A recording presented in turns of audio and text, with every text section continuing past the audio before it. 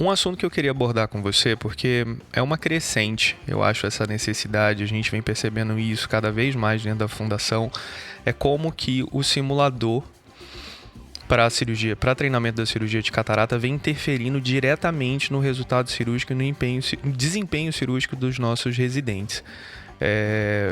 Para quem já opera, muitas vezes usar um simulador, realmente você começa a comparar com o que você faz na rotina. Não é a mesma forma, mas a questão da propriocepção sua já está trabalhada, dos residentes não. Do pé que aperta, qual vai ser o pé direito, vai ser o pé esquerdo, onde que coloca a mão, onde que apoia o dedo. Então, eu vejo como um crescimento, eu diria necessário, assim, um aparelho necessário para a formação dos residentes. Mas eu sei também que o investimento é muito alto, né? Então, quando a gente fala com uma coisa como necessária, e esse balanço? O que você tira aí dessa experiência que a gente está tendo dentro da Fundação Altino Ventura? Vale a pena investir na tecnologia? Não? Quais são os ganhos? Quais são as perdas? Vale muito a pena. A gente demorou 10 anos para concretizar esse sonho.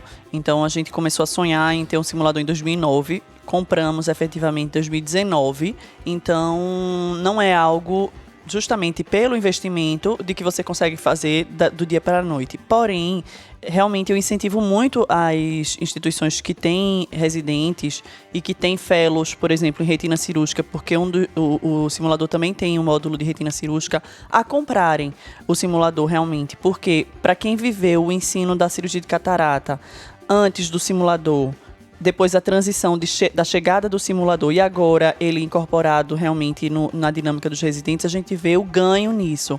É bem interessante que a gente acabou de compilar os dados e está acabando de escrever um artigo mostrando como o simulador ajudou a mitigar, a diminuir o impacto da pandemia no ensino da facoemulsificação.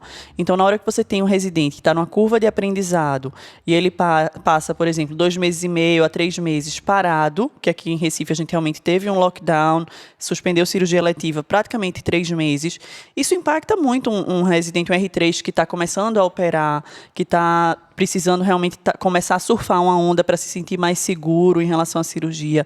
E aí a gente viu como a diminuição no número de cirurgias dos R3 no ano da pandemia não acompanhou, não teve um aumento estatisticamente significante em relação às complicações, que era o que seria esperado. Então, na hora que você está aprendendo a operar, opera muito menos, é esperado que você complique mais. Isso não foi visto. E realmente a gente dá muito esse crédito ao simulador.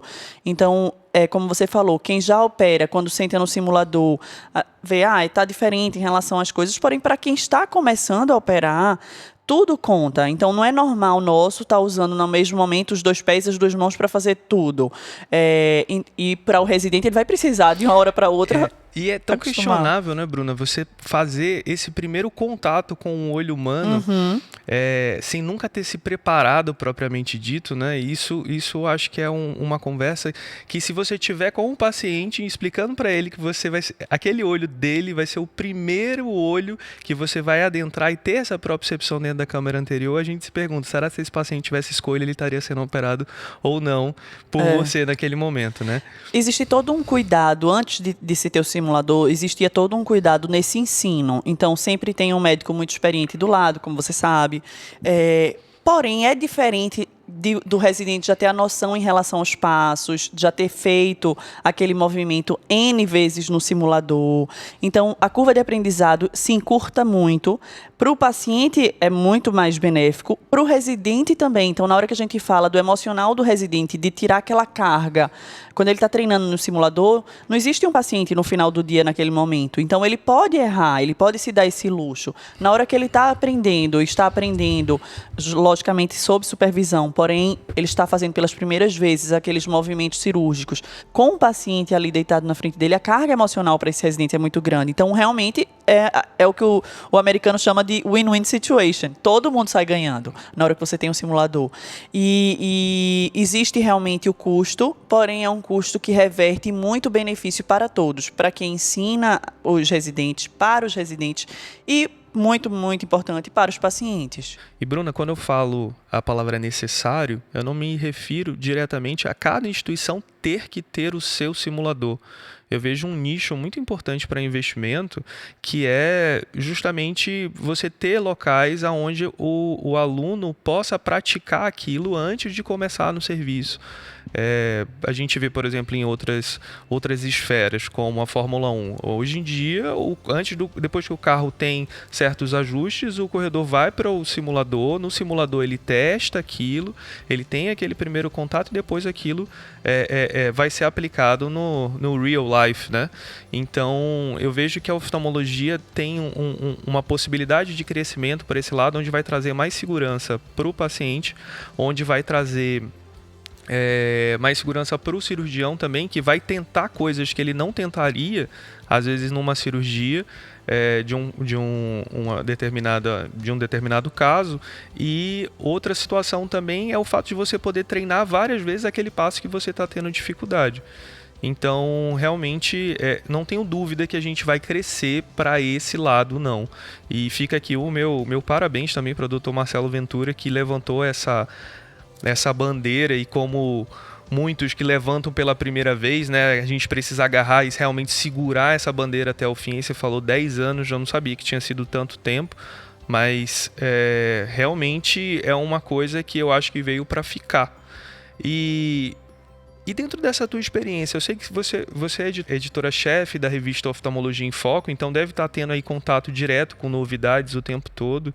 Conta um pouco pra gente dessa experiência, como que é essa tua visão sobre os novos horizontes da oftalmologia. Para onde que você acha que a gente está crescendo em relação à técnica, em relação a processos, né, que a gente está falando realmente processo de capacitação aqui de um aluno. Conta pra mim. Esse papel que eu estou exercendo como editora-chefe da Oftalmologia em Foco, que é a revista da Brascas, eu também faço parte do corpo editorial do JCRS, que é a revista da Ascars, e da Revista Brasileira de Oftalmologia. Está envolvida, esses papéis de estar envolvida nessas revistas científicas me dá uma visão muito assim do que estamos vivendo e para onde vamos. E o que eu estou vendo é que a gente está num momento da oftalmologia em que a gente pode se dá o luxo de, no conforto da nossa casa, aprender absolutamente tudo o que a gente quer. Então, hoje não existe mais a dificuldade de acesso à informação, a dificuldade de você saber onde você pegar a informação, mas sim de você filtrar o que é informação pertinente e importante. Então, hoje, o grande desafio dos residentes, dos novos médicos e de todos nós é realmente você filtrar a informação, porque existe tanta informação disponível. E a própria internet, né? Você vê, a internet está se transformando em um sebo, onde você entra ali, dados demais mais desinformam do que informam. Cada hora você assiste a cirurgia de um jeito, você não tem aquela certeza se aquilo que você está lendo realmente tá correto, a não ser que seja através de artigos ou de revistas. Você vê que isso aí é e eu acho que isso que enriquece essa conversa que a gente está tendo aqui também. A gente sabe que está discutindo de uma forma muito leve a parte prática, mas tudo embasado naquilo tudo que a gente já escreveu, já publicou. Isso mostra a importância da gente estar realmente obtendo informação confiável. Então, é importante buscar ler artigos científicos de revistas renomadas, sempre com um olhar crítico. Então, não é porque está numa revista A que você vai simplesmente absorver como se aquilo fosse verdade total. Eu acho que a população aprendeu isso também, né, Bruna? Com o Covid, os estudiosos nunca tiveram tão descredibilizados, né? Então, esse ponto para mim que você tocou é super importante. Realmente você saber criticar a qualidade do conteúdo que você está recebendo, né? Isso. E o que a gente vê é que realmente todas as setas na cirurgia de catarata apontam para uma cirurgia cada vez mais personalizada. Então, aquilo que a gente estava falando no começo da conversa, você precisa olhar aquele paciente como o 100% dele, o que é que vai ser a melhor solução para ele, e não simplesmente uma linha de produção. Então, é falando das lentes, é falando das técnicas cirúrgicas, como vai ser operado, como esse paciente vai ser abordado, como você vai falar com aquele paciente. Isso tudo tem que realmente ter pequenas personalizações, até a maneira de você falar. Se você está falando para o paciente mais ansioso ou menos ansioso, você muitas vezes ajusta a maneira de você estar falando. Então é importante você realmente ver hoje em dia, e cada vez mais, cada paciente como uma pessoa que precisa de uma cirurgia personalizada e também investir na relação médico-paciente, que é outra coisa que a gente também vê isso, claro, até de forma a diminuir problemas legais, de você...